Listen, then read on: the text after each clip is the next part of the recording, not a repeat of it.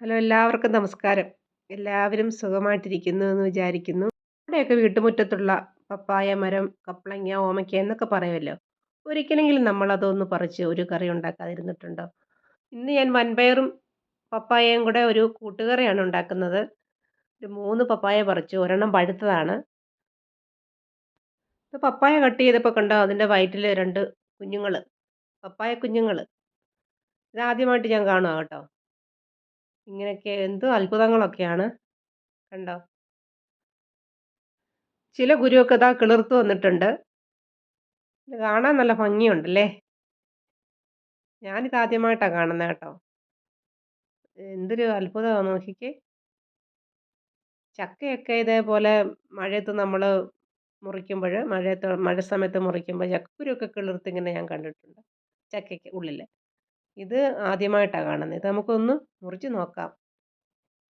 ഒന്നുമില്ല, വെറും ദശ പോലേ ഉള്ളൂ. കാണാൻ ഏതായാലും കൊള്ളാം. ചെറുതിനെ കൂടെ നമുക്കൊന്ന് കട്ട് ചെയ്ത് നോക്കാം. ഇതെന്തുവാ ഇത് പുക്കിൾക്കൊടി പോലൊക്കെ കണ്ടോ? ഇത് അതുകൊണ്ടൊന്ന് കട്ട് ചെയ്ത് നോക്കാം.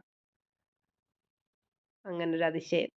പിന്നെ വേറൊരു പപ്പായ മുറിച്ചപ്പോൾ ദാ കണ്ടോ എല്ലാ കുരുവും കിളിർത്ത് വന്നിരിക്കുന്നു. കാണാൻ തന്നെ എന്തൊരു ഭംഗിയാണ്. നമ്മള് മണ്ണിൽ കുഴിച്ചിട്ടാ ഇതേപോലെ നല്ലതായിട്ട് വരുവോ? കിളിർത്ത് വരുവോ? ദാ നന്നായിട്ട് നിൽക്കുന്നു.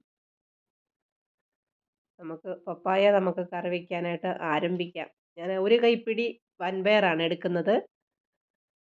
അത്രയും വൻപയർ എടുത്തു. നന്നായിട്ടൊന്ന് കഴുകി നമുക്ക് എടുക്കാം. നമുക്കതിന് ശേഷം കുക്കറിലൊന്ന് വെച്ചിട്ട് നമുക്കൊന്ന് വേവിച്ചെടുക്കണം. ഒരു 1½ ഗ്ലാസ് വെള്ളമുണ്ട്. എനിക്ക് ഈ കുക്കറിലെ പയറ് വേകുവാൻ ഒരു 6 വിസിലാണ് വേണ്ടുന്നത്.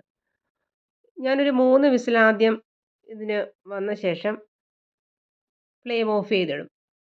പിന്നെ അതിന് ശേഷം പപ്പായ ഇട്ടിട്ട് 3 വിസിലും കൂടെ ഇതിന് വേണ്ടി വരും. അപ്പോഴേക്കും നന്നായിട്ട് പയറും പപ്പായയും വെന്തിരിക്കും.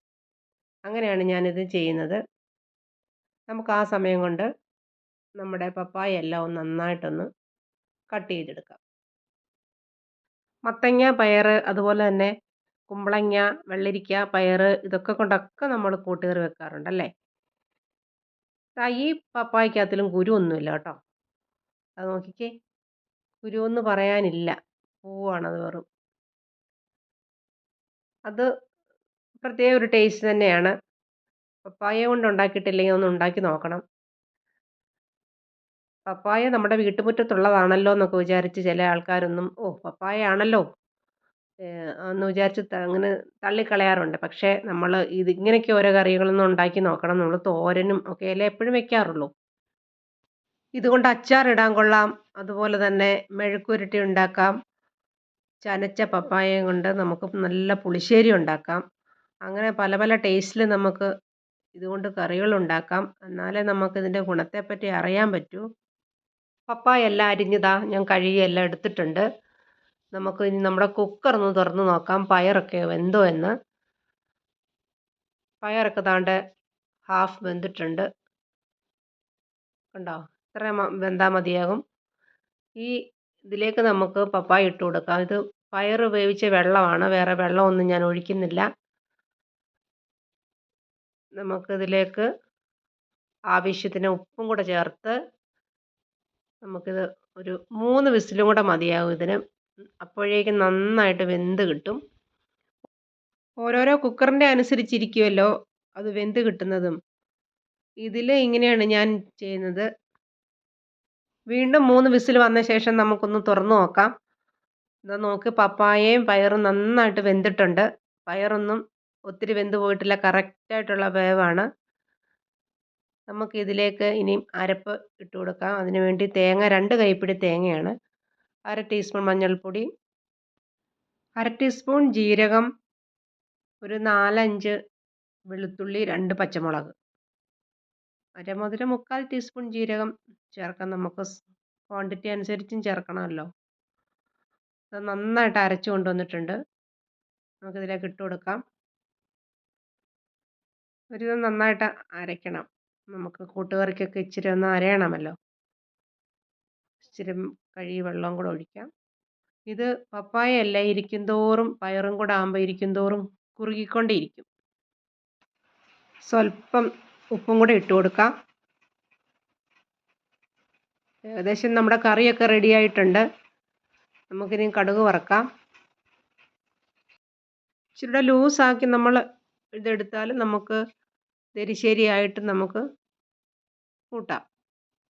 ഇതിപ്പോൾ ഇരിക്കും തോറും ഇത് പപ്പായയൊക്കെ ഒന്ന് ഉടഞ്ഞ് എല്ലാം വരുമ്പോഴേക്കും ഇതൊന്ന് കുറുകിയിരിക്കും. കൂട്ടുകറിയുടെ അതേ ഒരു രീതിയിലിരിക്കും. അതുപോലെ തന്നെ നമ്മൾ എരിശ്ശേരിക്കും കൂട്ടുകറിക്കും തേങ്ങ വറുത്തിടാറുണ്ടല്ലോ. ഈ ഒരു അവസരത്തിൽ നമുക്ക് തേങ്ങ വറുത്തിടാം. പക്ഷേ ഞാൻ ഇതിൽ തേങ്ങ ഇടുന്നില്ല. കുറച്ചും കൂടി ടേസ്റ്റ് കൂട്ടണമെങ്കിൽ തേങ്ങ വറുത്തിടാം കേട്ടോ. അല്ലെങ്കിൽ തന്നെ നല്ല ടേസ്റ്റാണ് ഇതിന്.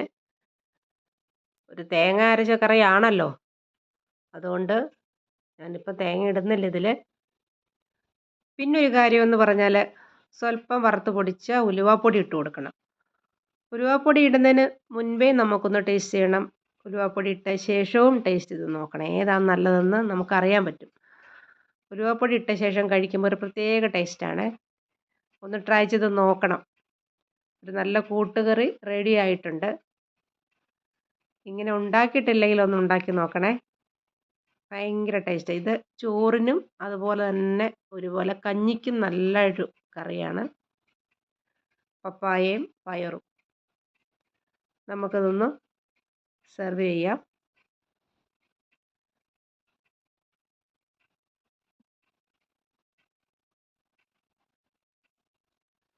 നല്ല മുളകരച്ച മീൻകറിയുടെ കൂടെയൊക്കെ കഴിക്കാൻ വളരെ ടേസ്റ്റായിരിക്കും. ഒന്ന് ട്രൈ ചെയ്ത് നോക്കണം. ഉണ്ടാക്കിയിട്ടില്ലെങ്കിൽ വളരെ ടേസ്റ്റി ആയിട്ടുള്ളൊരു കറിയാണ്. എൻ്റെ വീഡിയോ കണ്ട എല്ലാവർക്കും താങ്ക് യു. ഇഷ്ടപ്പെട്ടോ? ഇഷ്ടമായെങ്കിൽ ലൈക്കും സപ്പോർട്ടും പ്രതീക്ഷിക്കുന്നു. എല്ലാവർക്കും ഒരിക്കൽ കൂടി താങ്ക് യു.